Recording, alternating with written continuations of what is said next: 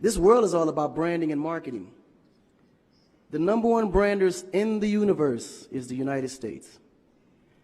They made United States seem like it's the best place in the world to be. It's the land of the free, home of the brave. I go there to find and chase my dreams. We have to be able to tell our own stories. Directors, filmmakers, entertainers, it's going to be clearly, and the press, it's going to be your job to redefine how people think about Africa.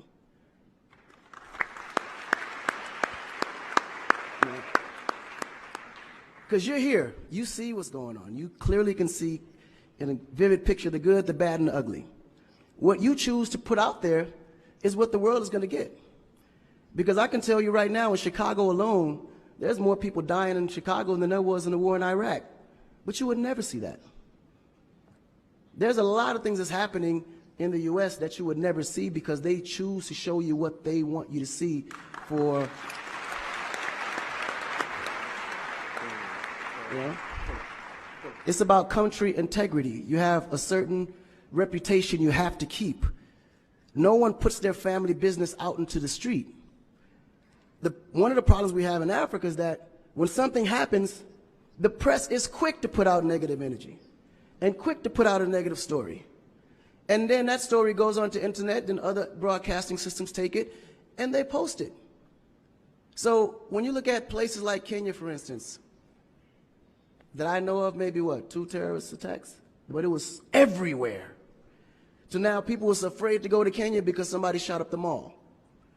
But then when you look online, there was over 25,000 attacks in the US, but you only knew about maybe 5 or 6. So we have to really rebrand. And then when you look at how the world perceives Africa, they're right. You know, you see zebras, lions, tigers, bears. Oh my. You get to the point where you think Africa's just a big jungle. The images that they're showing of Africa is historical images. This is way before civilization. This is when they were still, you know, battling with spears, like times of Shaka Zulu.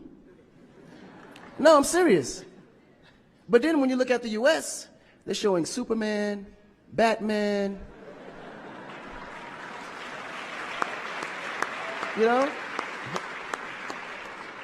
Where is our Superman? Where is our, like, Shaka Zulu should be a superhero today. Really. So we have to tell our own stories. I mean, even Jesus is white. And you believe it. But it's okay, because how you were framed, if you taught something from the day you were born, and your mother taught you that, your father taught you that, it's real. You never look at your mom and your dad as liars. But their mother and father taught them the same thing, because that's the kind of history that's put out for them to believe. Our history books in the US is all white American history, culture that's been borrowed from other nations. But Africa have to teach the same history of our ancestors, the great things that they have accomplished. You know? And it's going to be the jobs of directors like yourself, filmmakers like yourself, to narrate that story. How do we want to be perceived? How do we want that story to be narrated to the rest of the world? This younger generation, we kind of figured it out. Because now, when you look at hip-hop in America, every rapper is rich. Gold chains, Bentleys, nice girls by the pool with bathing suits in his big mansion. And then, when the video's over, they get on their phone and call an Uber. They don't even come in the Bentley that you just saw in the TV. But you go to Nigeria, we got Wizkid, Davido, P-Square, all these guys driving a Bentley, Mercedes. They actually own those cars. That's the difference. But if we don't translate that, they will never know. They think we're going to leave the shoot and go home on a horse or a zebra. Because that's what they know. This is why African Americans are so afraid of Africa. You mention Africa, they start shaking. There's so much fear. They don't know how to translate that. It was just recent that people are now saying, yeah, man, you know what? I rock with Africans, man. You know what I'm saying? I want to do some collaborations, man.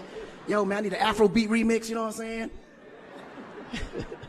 But before, they be like, man, I don't know that dude. I'm not putting him on my record. So the younger generation is slowly understanding how you have to rebrand the culture, because the culture has adapted. They've actually took everything that we've created and made it look better.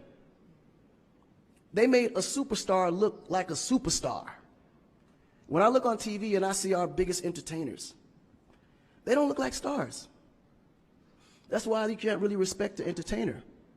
If a politician saw a singer, he'd just be like, oh, he's just a local singer. But if he go to that local singer's performance, he may sell out the stadium because he has a huge influence, but the image is not there. So we have to take the image as a huge accountability for ourselves and realize that Africa really does have a reputation. But if we allow our stories to be told, our stories will be told according to their agenda on what they need to be able to benefit from Africa. So we have to tell our story so we can be able to understand how we can utilize that story to benefit for our agenda. You know? So in closing, this job is for the entertainers, the filmmakers, the reporters, and anyone that creates content. We have to rebrand. And we have to rebrand it in the way that we see it and tell the story to where they can understand it, feel comfortable, and want to come here and invest. Right? To add to what akon